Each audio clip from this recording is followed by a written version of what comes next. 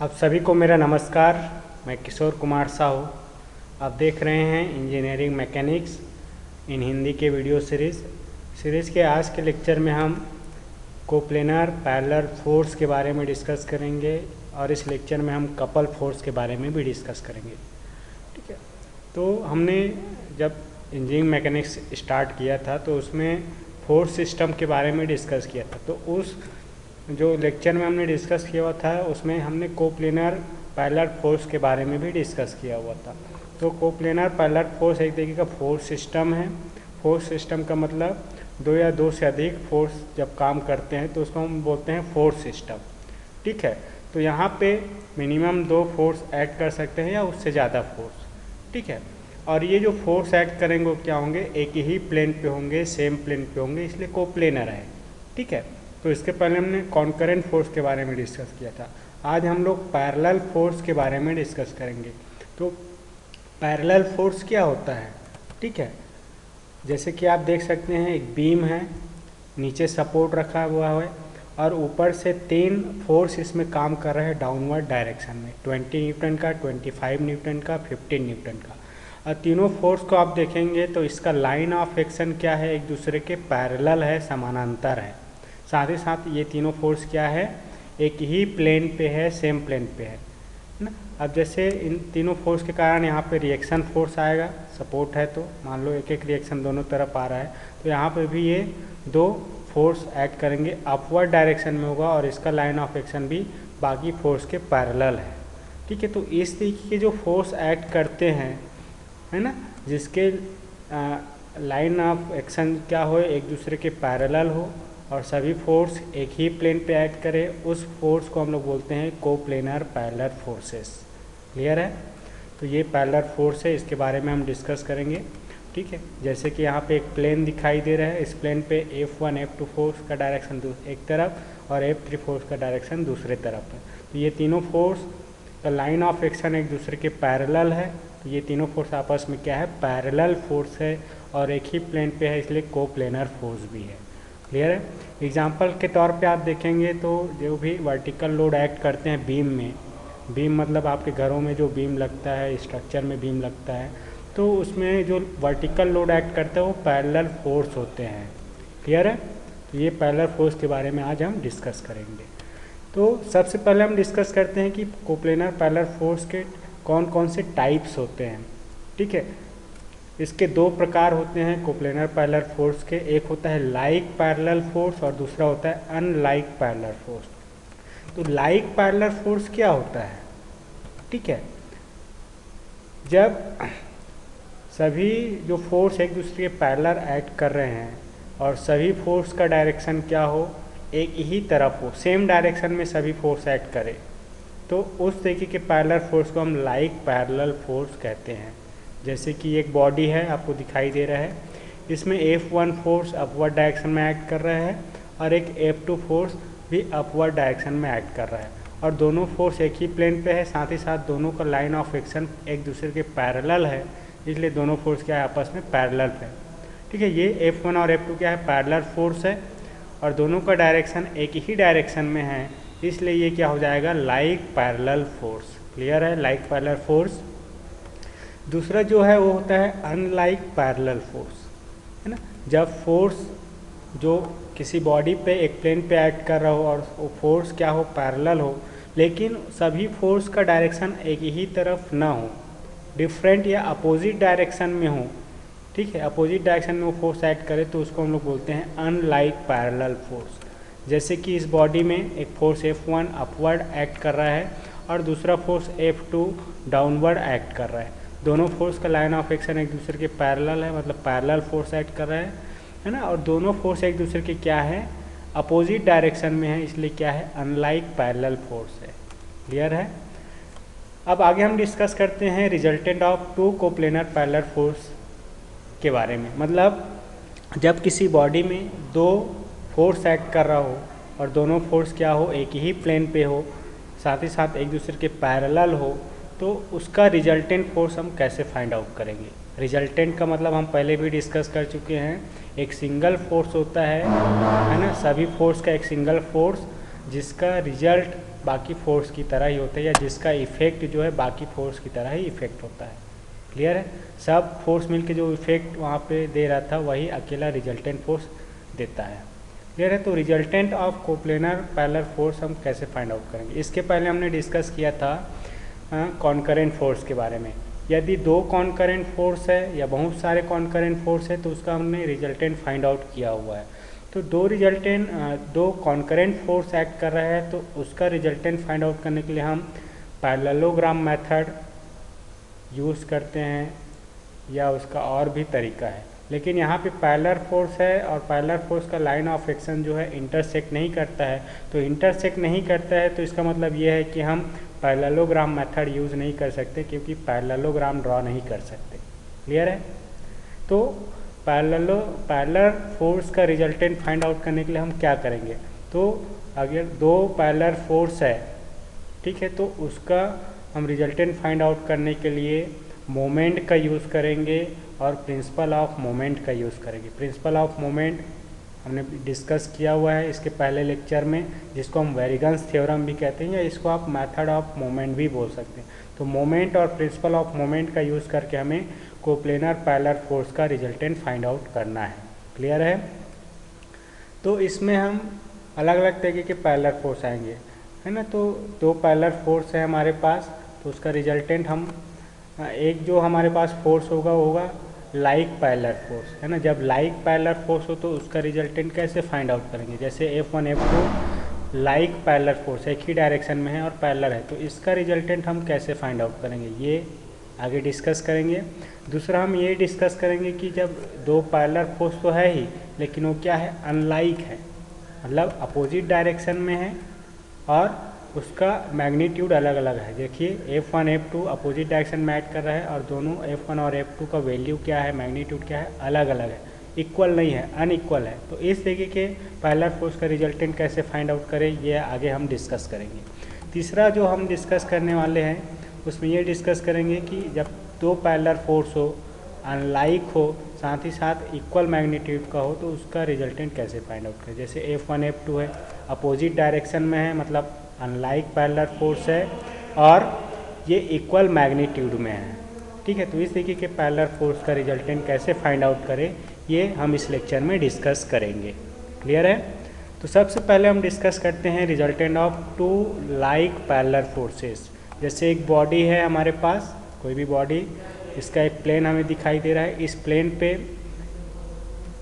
एक force F1 upward direction में act कर रहा है पॉइंट A पे, वैसे ही एक दूसरा फोर्स F2 एक्ट कर रहा है एक पॉइंट B पे। दोनों फोर्स का डायरेक्शन सेम है, इसलिए लाइक फोर्स है, और पैरेलल है लाइन ऑफ एक्शन, इसलिए पैरेलल फोर्स, है ना। यहाँ पे F1 और F2 की वैल्यू की बात करें तो हम कंसीडर करते हैं कि F1 फोर्स क्या है, F2 से ज़्यादा है, मतलब यहाँ पे F1 का वैल्यू F2 से ज़्यादा है, F1 फोर्स का वैल्यू ज़्यादा है, मैग्नीट्यूड ज़्यादा है F2 से, ठीक है। तो इन दो फोर्स का रिजल्टेंट कैसे फाइंड आउट करेंगे? तो सबसे पहले तो हम दोनों फोर्स का एक परपेंडिकुलर डिस्टेंस वाली लाइन ड्रॉ कर लेते हैं AB, ठीक है। अब इसमें कॉमन सेंस वाली बात ये है कि जो रिजल्टेंट होगा वो कहाँ पे होगा। तो parallel force like parallel force है, तो एक बड़ा है एक छोटा फोर्स है, तो ऑब्वियस सी बात है कोई रिजल्टेंट फोर्स जो होगा वो जिस फोर्स का मैग्नीट्यूड ज़्यादा है उस फोर्स के नज़दीक होगा। तो F1 के नज़दीक में R1 होगा कहीं पे। डायरेक्शन देखेंगे तो डायरेक्शन जो है दोनों फोर्स के तरफ ही होगा, रिजल्टेंट का डायरेक्शन। दूसरी चीज़ ये है, ठीक है। तो ये, और तीसरी चीज़ ये है कि उसका जो पॉइंट ऑफ एक्शन होगा दोनों फोर्स को मिलाने वाले परपेंडिकुलर लाइन पे ही होगा, AB पे ही वो पॉइंट ऑफ एक्शन उस रिजल्टेंट फोर्स का होगा। तो ये 3 पॉइंट आपको याद रखनी है। यह कॉन्सेप्ट है कि रिजल्टेंट फोर्स बड़े वाले फोर्स के पास में होगा, ये लेफ्ट या राइट में भी हो सकता है। इसको आगे हम प्रूव करेंगे कि एक्चुअल में ये होगा कहाँ। दूसरी चीज़ ये कि डायरेक्शन दोनों फोर्स की तरफ ही उसका डायरेक्शन होगा, सेम डायरेक्शन में। तीसरी चीज़ ये कि इसका पॉइंट ऑफ एक्शन जो होगा वो दोनों फोर्स को मिलाने वाले परपेंडिकुलर लाइन पे होगा, ठीक है। तो मान लिया कि एक R जो है रिजल्टेंट फोर्स है F1 F2 का, और ये किसी पॉइंट C पे एक्ट कर रहा है। ये C कहाँ पे होगा, कितनी दूरी पे होगा ये हमें फाइंड आउट करनी है। क्लियर है? तो सबसे पहले हम देखते हैं कि ये रिजल्टेंट फोर्स का वैल्यू क्या होगा। ठीक है, तो जब भी इससे किसी दो फोर्स लाइक फोर्स हो, पैरेलल फोर्स हो, तो सेम डायरेक्शन में एक्ट कर रहा हो, तो उसका रिजल्टेंट हम कैसे फाइंड आउट करेंगे। तो रिजल्टेंट जो होगा आर का वैल्यू ये F1 प्लस F2 होगा। क्लियर है? रिजल्टेंट का मैग्नीट्यूड क्या होगा, F1 प्लस F2, दोनों फोर्स का सम के बराबर ये वैल्यू होगा। क्लियर है? अब ये तो हमें मैग्नीट्यूड पता चल गया रिजल्टेंट का। इसका पॉइंट ऑफ एक्शन क्या होगा, मान लेते हैं पॉइंट सी क्या है, उसका पॉइंट ऑफ एक्शन है जो कि ए बी वाले परपेंडिकुलर लाइन पे आ रहा है, लेकिन ये पॉइंट कहाँ पे आएगा ये हमें पता नहीं है। ठीक है, तो इसको फाइंड आउट करने के लिए हम वेरिगन्स थ्योरम या लॉ ऑफ मोमेंट या प्रिंसिपल ऑफ मोमेंट या मेथड ऑफ मोमेंट का यूज़ करेंगे। क्लियर है? तो इसके लिए हमने क्या किया, कोई एक पॉइंट ओ कंसिडर कर लेते हैं कहीं पे भी, जैसे कि हमने इसी लाइन पे एक पॉइंट ओ कंसिडर कर लिया। कहीं पे भी आप ओ पॉइंट ले लो जहाँ से हमें सभी फोर्स का डिस्टेंस, परपेंडिकुलर डिस्टेंस पता हो, इसलिए हमने उस पॉइंट ओ को इसी लाइन पे लिया है ताकि हमें परपेंडिकुलर डिस्टेंस पता हो सभी फोर्स का उस पॉइंट से। क्लियर है? अब इस पॉइंट ओ के रेस्पेक्ट में हम सभी फोर्स का मोमेंट लेंगे। क्लियर है?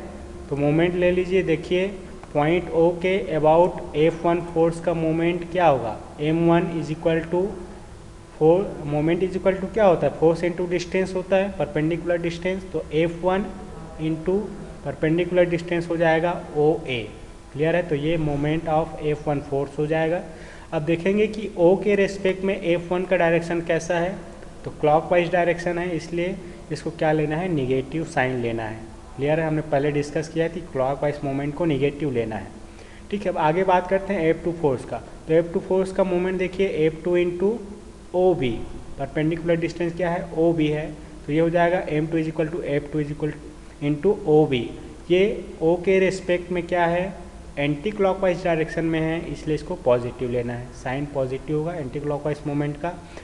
रिजल्टेंट R का मोमेंट आप देखिए तो R इंटू हो जाएगा OC। OC is the perpendicular distance of resultant R from the point O।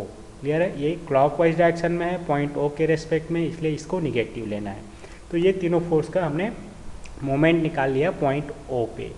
अब पॉइंट O पे जो मोमेंट आया है, force F1 F2 component force है, R रिजल्टेंट है। तो अब सी बात है, वेरिगन्स थ्योरम से क्या होगा, जो रिजल्टेंट फोर्स M का मोमेंट है वो किसके बराबर होगा, इंडिविजुअल कंपोनेंट फोर्स के मोमेंट के सम के बराबर।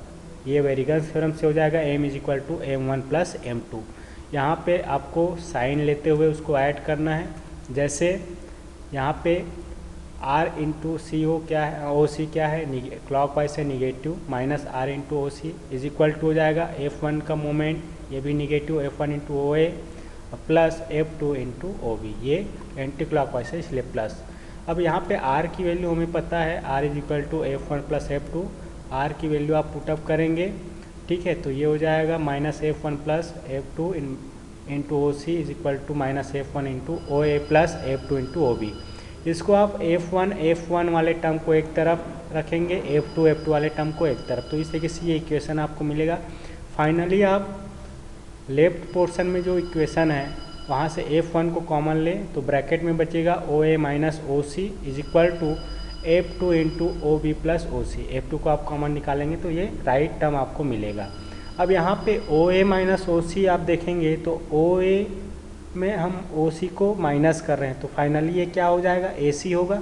वैसे ही OB में हम OC क्या कर रहे हैं, प्लस कर रहे हैं, तो ये फाइनली हो जाएगा BC। क्लियर है?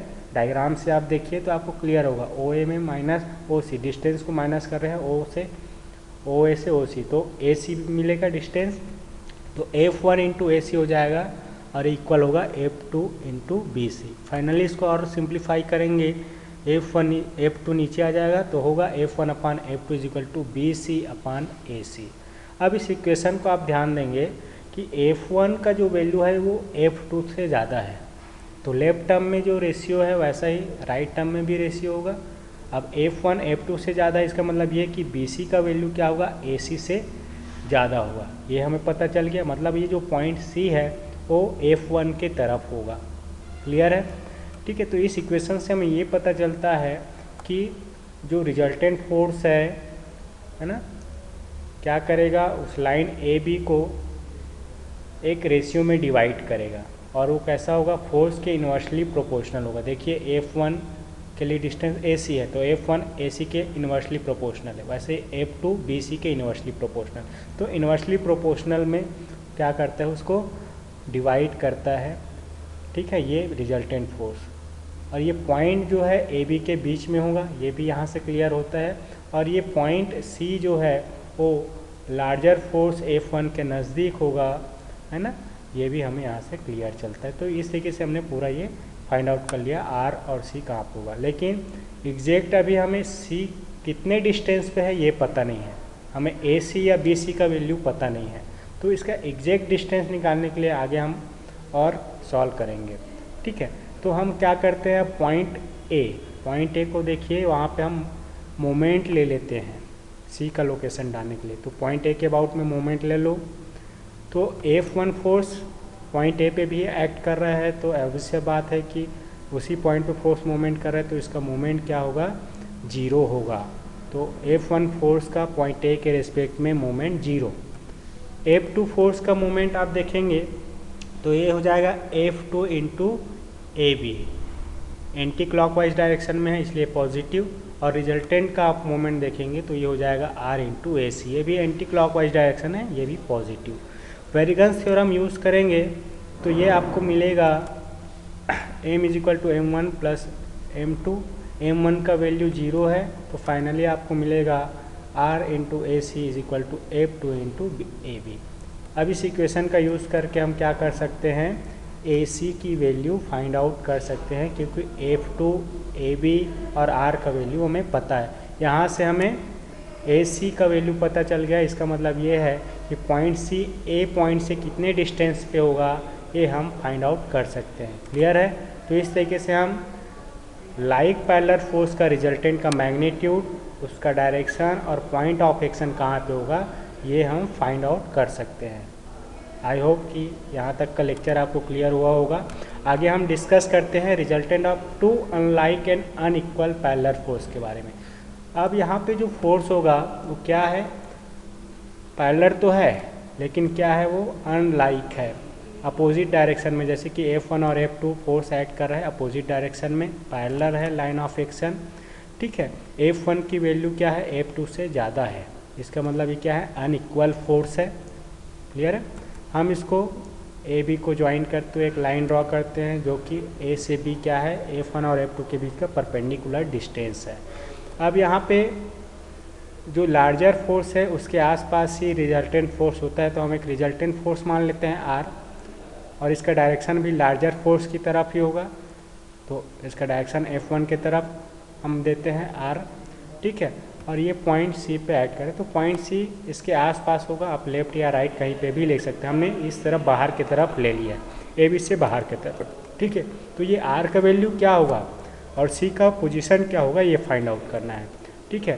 तो जब अनलाइक पैरेलल फोर्स हो, अपोजिट डायरेक्शन में फोर्स हो, तो उसका रिजल्टेंट हम कैसे फाइंड आउट करेंगे, ठीक है। तो इसका रिजल्टेंट होगा अपवर्ड डायरेक्शन में जो फोर्स है उसको पॉजिटिव लेना है, डाउनवर्ड को निगेटिव लेना है, जैसा कि हम कॉन्करेंट फोर्स में लेते थे, ठीक है। तो रिजल्टेंट हो जाएगा R = F1 माइनस F2, ये होगा मैग्नीट्यूड ऑफ रिजल्टेंट फोर्स। अब इसका पोजीशन C हमें फाइंड आउट करना है, तो इसके लिए भी हम वेरिगन्स थ्योरम अप्लाई करेंगे। कोई पॉइंट O ले लेते हैं, O है ना, ये O हमने ले लिया, AB लाइन पे ही कहीं पे हम ले लेते हैं, कहीं पे भी आप ले सकते हैं, लेकिन ये लाइन वो AB पे होना चाहिए इस स्ट्रेट लाइन में, ताकि सभी फोर्स का परपेंडिकुलर डिस्टेंस हमें पता हो। क्लियर है। अब इस O के रेस्पेक्ट में सभी फोर्स का हम मोमेंट निकालेंगे। तो F1 का मोमेंट आप देखिए, F1 इंटू OA हो जाएगा क्लॉकवाइज, इसलिए निगेटिव। F2 फोर्स का मोमेंट आप देखेंगे F2 इंटू OB हो जाएगा, ये भी क्लॉकवाइज है, निगेटिव होगा। रिजल्टेंट R का मोमेंट R इंटू OC होगा, ये भी क्लॉकवाइज है, ये भी निगेटिव होगा। अब पॉइंट O पे हम वेरिगन्स थ्योरम अप्लाई करेंगे, तो वेरिगन्स थ्योरम से क्या हो जाएगा, m = m1 प्लस m2। यहाँ पे साइन कन्वेंशन लेते हुए आपको ऐड करना है। तो फाइनली हमें ये मिलेगा वेरिगेंस थ्योरम से। आप पुट करिए value minus R into O C is equal to minus F1 into O A minus F2 into O B. सभी मोमेंट निगेटिव है क्योंकि क्लॉकवाइज है। ठीक है, अब देखेंगे कि R की वैल्यू हमें पता है F1 माइनस F2, तो R की वैल्यू आप पुटअप करिए यहाँ से और इसको सॉल्व करिए। ठीक है, अब F1 वाले टर्म को एक तरफ ले जाइए, जैसे F1 into O C minus F1 into O A हमने किया is equal to F2 into O B plus F2 into O C हमने किया। अब यहाँ से F1 और F2 को कॉमन लेंगे तो F1 into O C minus O A is equal to minus F2 into O B plus O C. ये इस तरीके से मिलेगा। यहाँ पे F2 के आगे जो माइनस लगा है इसको आप हटा दीजिए, बाय मिस्टेक ये माइनस लगा होगा। ठीक है, माइनस नहीं रहेगा। ठीक है, तो इसको आप फाइनली सॉल्व करेंगे तो ओ सी माइनस ओ ए क्या होगा, देखिए डायग्राम से देखिए ओ सी में ओ ए माइनस करेंगे तो ए सी मिलेगा, वैसे ही ओ बी प्लस ओ सी करेंगे तो ये टोटल हो जाएगा बी सी। क्लियर है, तो F1 into A C is equal to F2 into B C ये हो जाएगा। अब यहाँ से हमें ये रिलेशन मिलेगा F1 upon F2 is equal to B C upon A C. इसका मतलब ये है कि रिजल्टेंट फोर्स जो है वो क्या करता है, ये हो जो लाइन ए भी है उसको एक रेशियो में डिवाइड करता है और जो डिस्टेंस होगा वो इन्वर्सली प्रोपोर्शनल होता है फोर्स के। ठीक है, जैसे F1 इन्वर्सली प्रोपोर्शनल है AC के और वैसे ही F2 इन्वर्सली प्रोपोर्शनल है BC के। ठीक है, ये चीज़ पता चल गया। इसके अलावा ये कि जो R है या C पॉइंट है वो लार्जर फोर्स के नियर अबाउट होगा, नज़दीक होगा। और तीसरी चीज़ ये कि जो R या C जो लोकेशन है R का वो AB लाइन से आउटसाइड होगा, मतलब F1 की तरफ बाहर की तरफ हो। ये तीन चीज़ें हमें पता चला, लेकिन अभी भी C का एग्जैक्ट पोजीशन हमें पता नहीं चला है कि ये C कितने डिस्टेंस पे होगा। तो इस डिस्टेंस को फाइंड आउट करने के लिए हम पॉइंट A के रेस्पेक्ट में क्या करते हैं, मोमेंट लेते हैं। तो पॉइंट A के रेस्पेक्ट में मोमेंट लोगे तो F1 फोर्स का मोमेंट 0 होगा क्योंकि उसी पॉइंट पे एक्ट कर रहा है।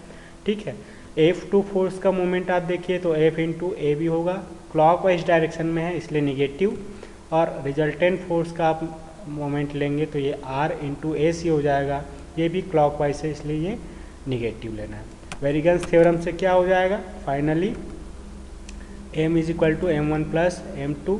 M1 का वैल्यू 0 है तो finally minus R into A C is equal to minus F2 into A B मिलेगा। R की वैल्यू F1 माइनस F2 है जो कि हमें पता है। तो इस इक्वेशन से हमें क्या मिलेगा, A C is equal to F2 into A B oblique R। तो ये ए सी की वैल्यू हम फाइंड आउट कर सकते हैं। तो ए सी डिस्टेंस हमें पता चल जाएगा कितना है।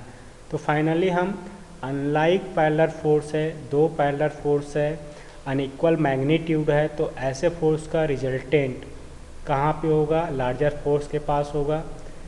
जो दोनों फोर्स है उसको मिलाने और परपेंडिकुलर लाइन पे वो पॉइंट ऑफ एक्शन होगा, है ना, ए बी के आउटसाइड में होगा। और ए सी कितना डिस्टेंस होगा ये हमें इस इक्वेशन से मिल जाएगा। क्लियर है, तो इस तरीके से अनलाइक पैरेलल फोर्स का रिजल्टेंट हम फाइंड आउट कर सकते हैं।